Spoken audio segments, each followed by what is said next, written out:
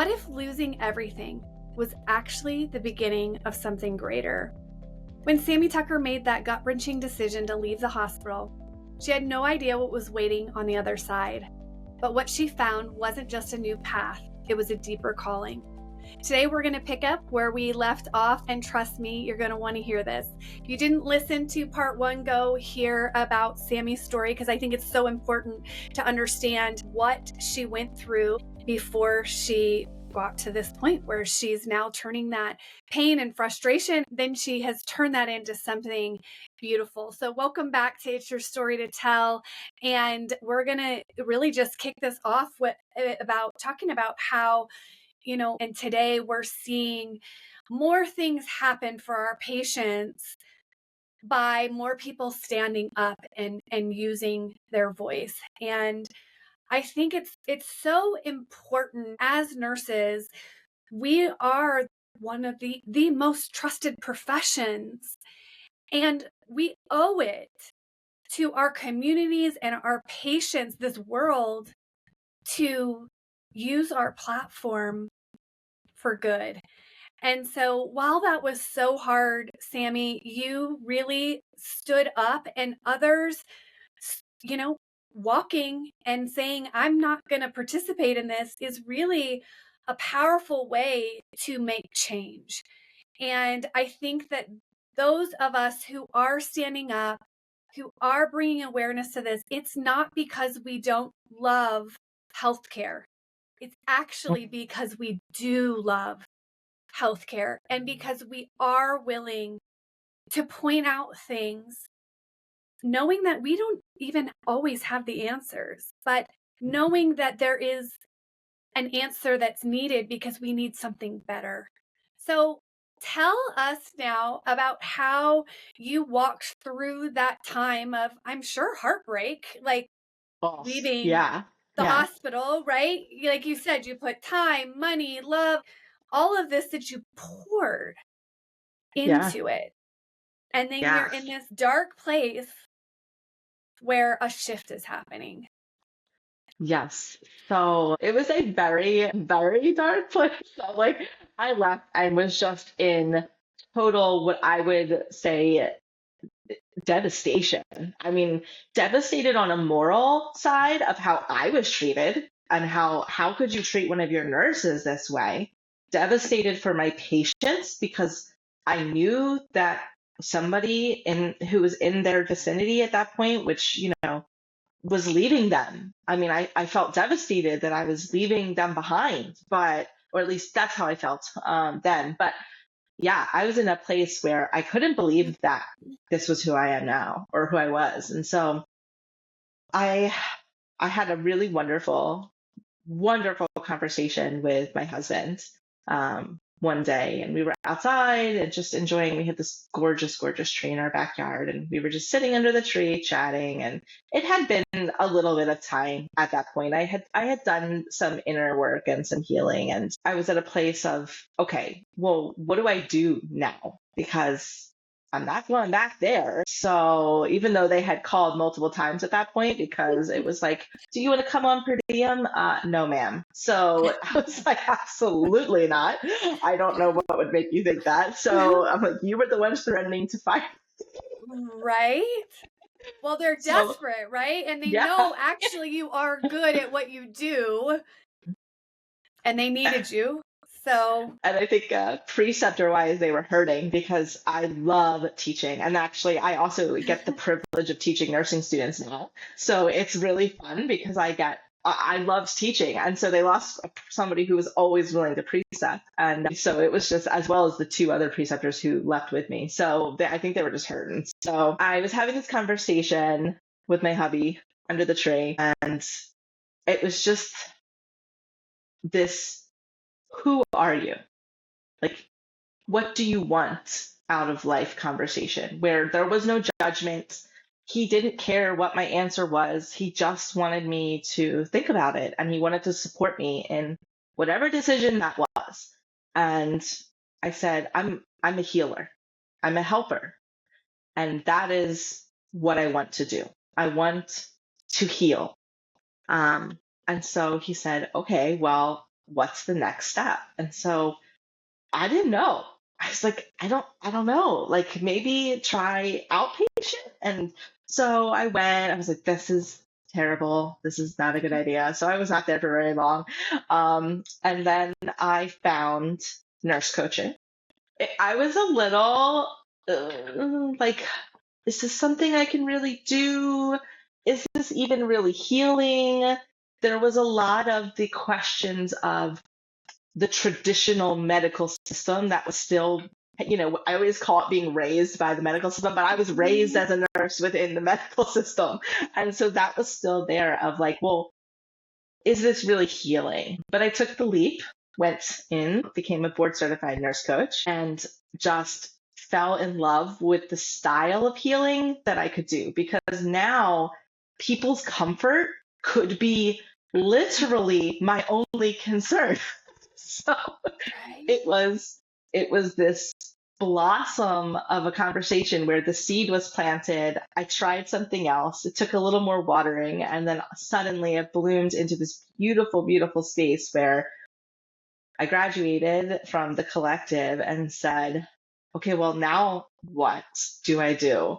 I know I want to give comfort care. And so I said, well, maybe I'll work with people who are um, in like the death and dying part of life, because that's always been somewhere Mm. where I feel very strongly about. And so I kind of started to investigate and navigate that world, but I still just felt so called to do this compassionate and yet forward motion healing. I didn't want to be focused on healing wounds just from the past. I wanted to help people move forward with their healing. And so I was talking to my friend at coffee, and she was laughing. She's like, I don't know what you're talking about. She's like, you're the nurse that everyone goes to. She's like, what do you mean you're talking about death and dying? She's like, I know that, I know you love that, Sam. She's like, I know, I know. She's like, but you have another gift. And I was like, well, and she's like, Sam.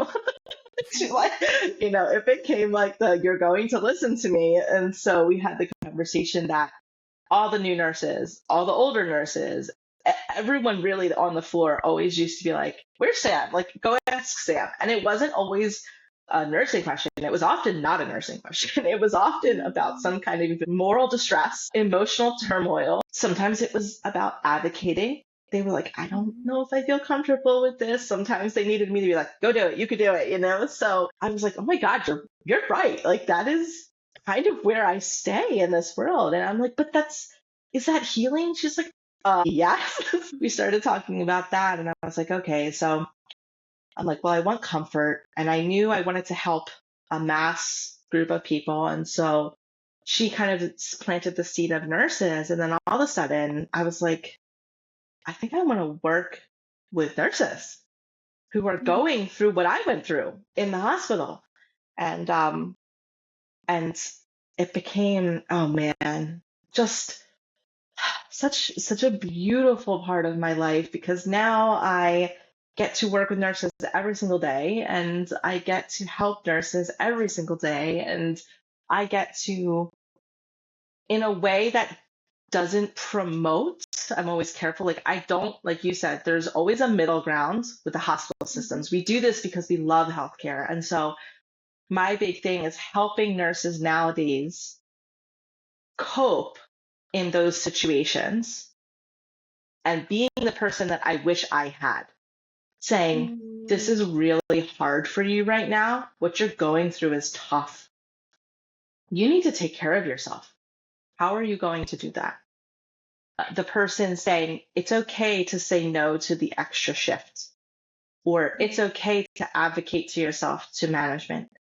You don't need to run from this. We can find ways back to the light. We can find ways back to happiness, and you can still be a nurse. And that is what I wish I had back then.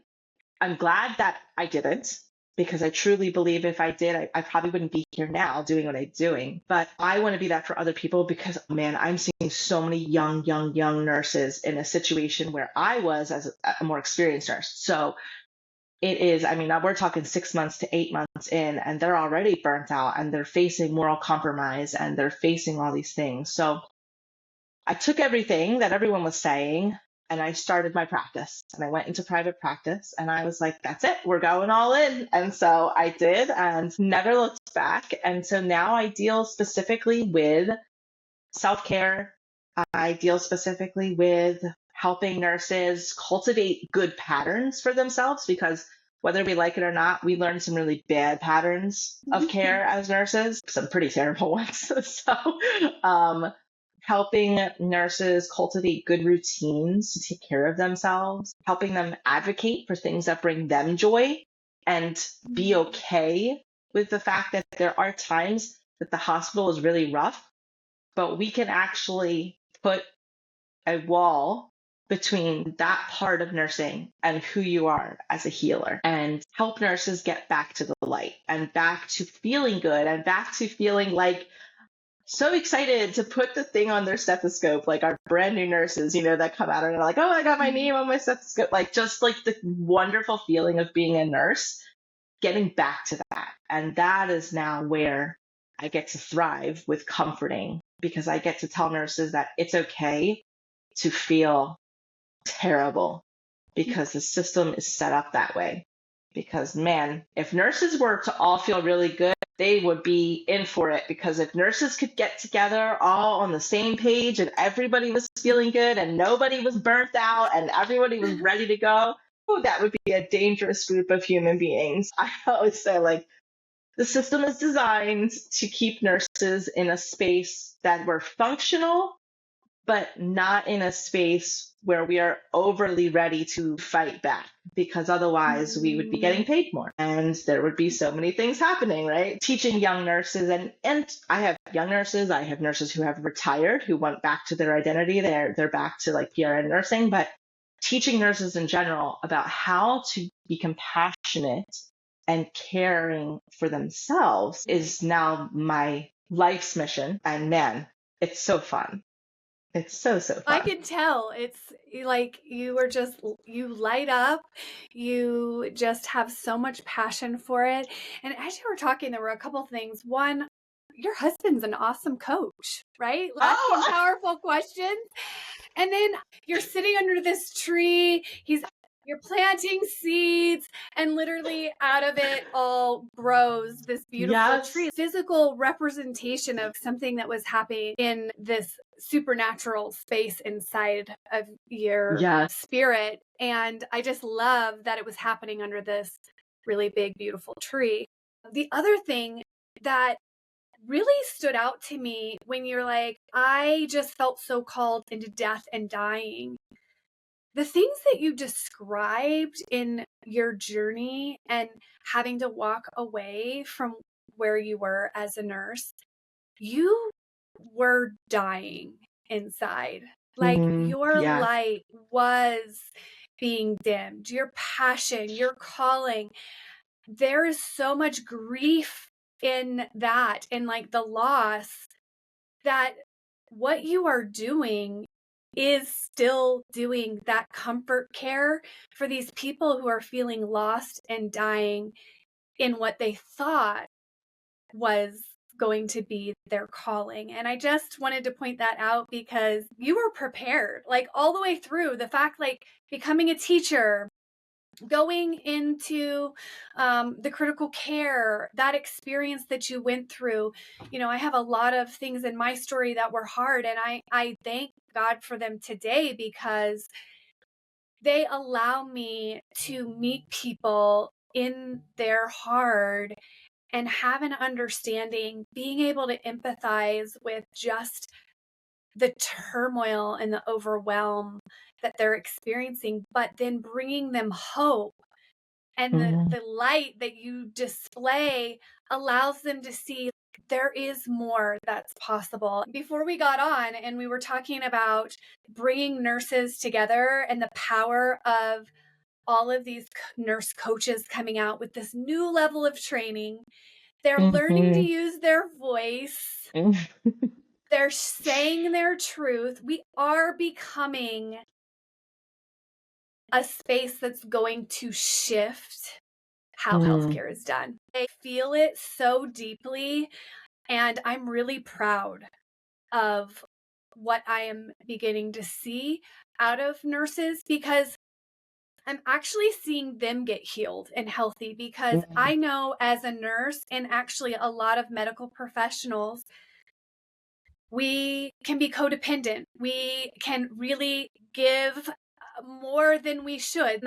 The environment in the hospital is very toxic. And yes. we are rewriting that story, I feel like, as nurse coaches, where we're really doing that deep inner work to see that the way we're contributing, as good as our hearts and our intentions are, contribute to the dysfunction. Because Yeah. if you can't have boundaries and you don't use your voice, well, of course people take advantage of that.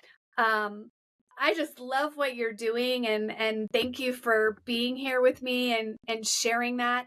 I'm excited for us to just continue to come together as powerful nurses and coaches to really lead people to something new. And it really is that taking that deep look inside, because our physical well being is a reflection of our inner well being, mind, spirit, Hmm. emotions. And if we don't get there and we don't get down to that root, we're just treating the symptoms. And there's a time and a place. You have to do both. Like, I was a critical care nurse too, right? So, you're responding to an emergency where maybe this person is bleeding out and you're having to deal with that. But at the same time, you have to figure out why they're bleeding out. Otherwise, you're literally in a state of emergency at all times. And so we're having to shift to say, we've got to do both. It's not a one or the other. And that's what I love about the space that we get to sit in. Let's look deeper. Yeah. That's so well said. 100%. Yeah. You said my favorite B word too, which is boundaries. So, Well, I'm saying that word because I was terrible at it. I identify as a healer, a helper, and I was terrible at taking care of myself. And mm, as I did my work to recognize why my life was feeling so out of alignment and chaotic, even though I was giving so much love out, what I thought was love, what I really realized was I wasn't loving myself. And can you mm, really give love, authentic love, when you're not giving it to yourself? And I don't believe you can give anything to anyone else that you can't give to yourself. And I used to struggle and still do, right? We always, it's a journey, but with the negative and critical self talk. Well, I thought I was a very compassionate, accepting person. Well, are you really? If you're really judgmental? And when I had to stop and pause and actually sit with that question, I was like, wow, I actually have a lot of judgments on everybody and everything. And I didn't like that about myself. And so being able to recognize that it starts with me, and heal people, hurt people, hurt people. I love that we're getting to that place where we're all really looking at, how does it start with me so I can start a revolution? yes. Yes. I love that. Yes. 100%. When nurses take care of themselves, everybody wins. Yes. When moms take care of themselves, when Yep. wives take care of themselves, Yep. like, Yep. it's interesting because there's a lot of conversation about, well, self care and that's selfish and you're putting yourself first. And I'm like, whoa, you've got to really step back and think. There's so much about not being able to pour from an empty cup. What does that really Hmm. mean? Yeah. And can you really be effective? I would say no. And my life was a very clear picture of how that was not being effective. And thank God that I came to a breaking point. I just want to encourage, if there's anyone listening and you are at that breaking point, it can feel really scary and really dark, Mm-hmm. but it is also the place where if you can sit with it, get support, it's going to launch you into a whole new level. So, Sammy, thank you so much for being here. Your story is such an inspiration because it's not just about having to leave something behind, but it's about how it taught you, and then how now you have created something and are building something that is making thousands of times more impact than even that really special care package, because you are influencing all of these other people who are going in, whether they can go with a care package, they come with all of that love inside of them to be able to take care of their patients. So thank you for the empowerment, the healing, and how you're really leading others towards a better way of caring for themselves and the patients that they serve. Thank you so much for having me. It was wonderful. Thank you, thank you, thank you.